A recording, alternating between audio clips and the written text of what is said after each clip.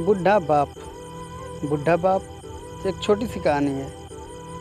इस कहानी को लाइक, शेयर और सब्सक्राइब जरूर करें। किसी गांव में एक जगरूप नाम के बूढ़े व्यक्ति अपने बेटे जगजीत और बहू सरिता के साथ रहते थे। परिवार सुखी संपन्न था, किसी तरह की कोई परेशानी नहीं थी।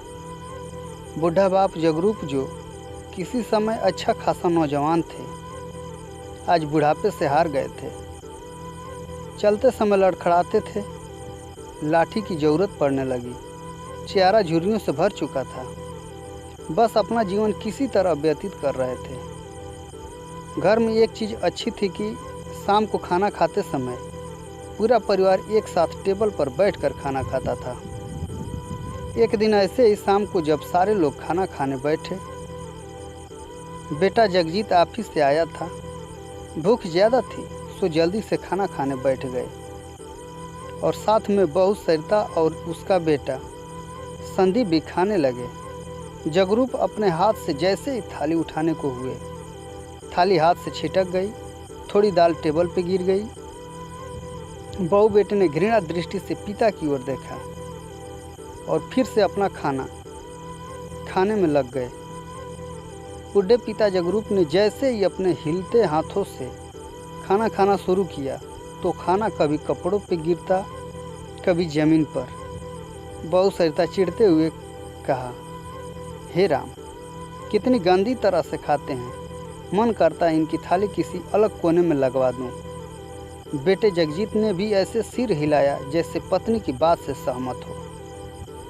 उनका बच्चा संदीप यह सब मासूमियत से देख रहा था। अगले दिन पिता जगरूप की थाली उस टेबल से हटाकर एक कोने में लगवा दी गई। पिता की डबडबाती आंखें सब कुछ देखते हुए भी कुछ बोल नहीं पा रही थी। बुढ़ा पिता जगरूप रोज की तरह खाना खाने लगे।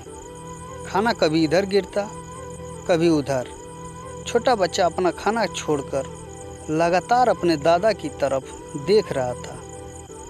सरिता ने पूछा, क्या हुआ बेटे, तुम दादाजी की तरफ क्या देख रहे हो और खाना क्यों नहीं खा रहे हो?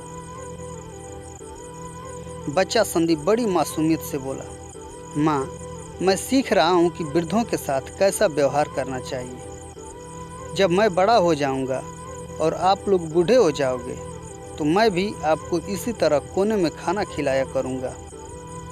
बच्चे संदीप के मुंह से ऐसा सुनते ही जगजीत और सरिता दोनों कांप उठे। शायद बच्चे की बात उनके मन में बैठ गई थी, क्योंकि बच्चा ने मासूमियत के साथ एक बहुत बड़ा सबक दोनों लोगों को दिया था।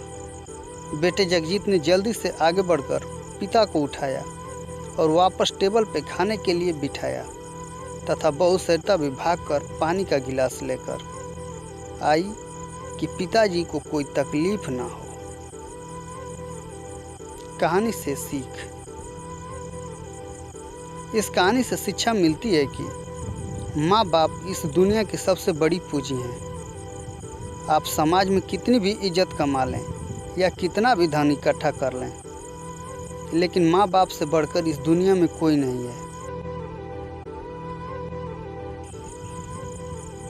इसलिए माँ बाप की निस्वार्थ भाव से भरपूर सेवा करनी चाहिए। हो सके तो नीचे दिए गए प्रश्नों के उत्तर कमेंट कर जरूर बताएं। प्रश्न नंबर 1, किसके हाथ से थाली छिटक कर गिर गई? प्रश्न नंबर 2, संदीप क्या सीख रहा था?